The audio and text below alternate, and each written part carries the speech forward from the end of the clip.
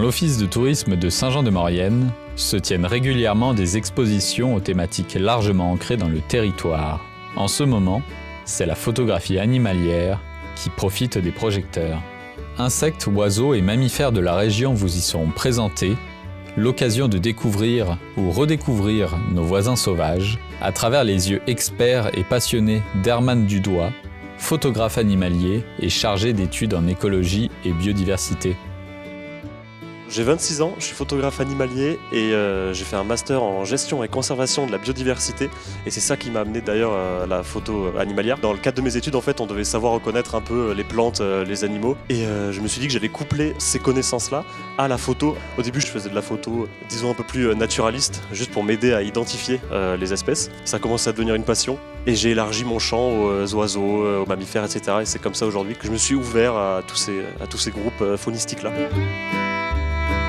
Toutes les espèces que je photographie sont des espèces locales qui ont été prises à côté de chez moi. Et en fait, je trouve que c'est super important aujourd'hui avec toutes les problématiques de questions environnementales de mettre l'accent sur les espèces locales. Il n'y a pas besoin de faire des centaines et des centaines de kilomètres pour voir des espèces qui sont chouettes. Et c'est ce que j'essaie aussi de partager à travers ces clichés parce que là, globalement, tous les visiteurs, ils peuvent retrouver à peu près toutes les espèces qu'il y a ici. Et du coup, ça permet peut-être de leur apporter une vision différente ou ça leur permettra de faire plus attention lors de leur prochaine sortie. Pour faire mes photos, ça passe par plusieurs étapes. Ce que je fais généralement, c'est que je cible une espèce en particulier que j'aimerais bien photographier. Je me renseigne sur cette espèce. Après, ce que je fais, donc, je fais du repérage à l'aide de cartes IGN, de Google Maps ou d'autres outils. Je cible des secteurs où je sais que l'espèce peut potentiellement être présente, que ce soit parce qu'il y a des milieux favorables ou parce qu'elle a déjà été vue. Et après, il faut aller sur le terrain. Donc là, il faut connaître les habitudes de l'espèce, à quelle heure elle sort, à quelle période. Il faut aussi savoir comment faire pour ne pas la déranger. C'est pour ça qu'il faut connaître ses habitudes aussi. C'est pas que pour la voir, c'est pour éviter de la déranger. Et après, quand je me suis assuré que l'espèce était bien présente sur le secteur, je peux poser des pièges photos ou discuter avec des locaux pour un peu mieux connaître les habitudes ou ce qu'il y a dans le coin. Et après, généralement, je me pose en affût. Donc, c'est-à-dire, j'attends pendant de longues heures dans différents types de camouflage. Après, il faut espérer que la chance vienne à nous.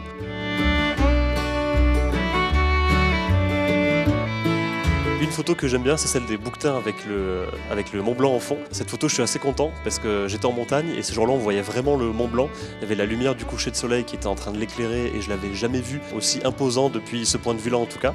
Et il y avait les bouquetins en fond de vallon et comme je connais bien le secteur, je savais que le soir, les bouquetins, ils allaient remonter.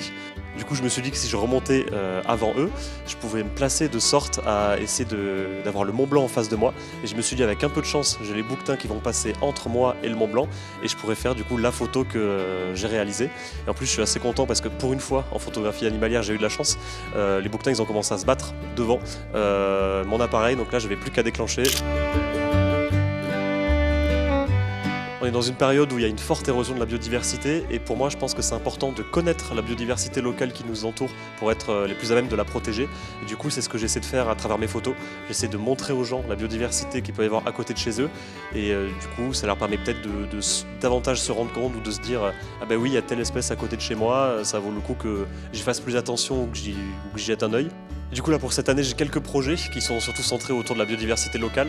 Donc j'aimerais bien photographier le blaireau et le pic noir notamment. Et après d'autres espèces et d'autres projets suivront pour plus tard.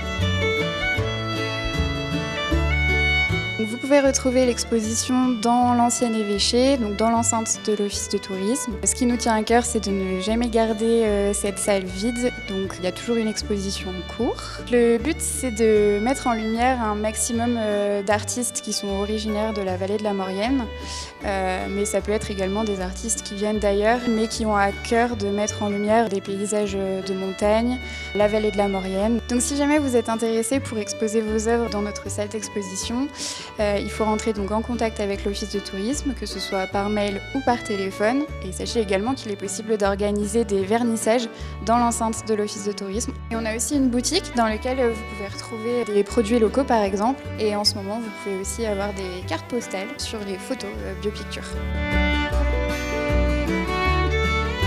Après l'exposition biopicture qui se terminera mi-mars, il y aura une exposition sur les producteurs locaux, qui mettra en avant justement 14 portraits de producteurs de la région. Et début juin, il y aura une campagne de sensibilisation sur les bons comportements à adopter en montagne.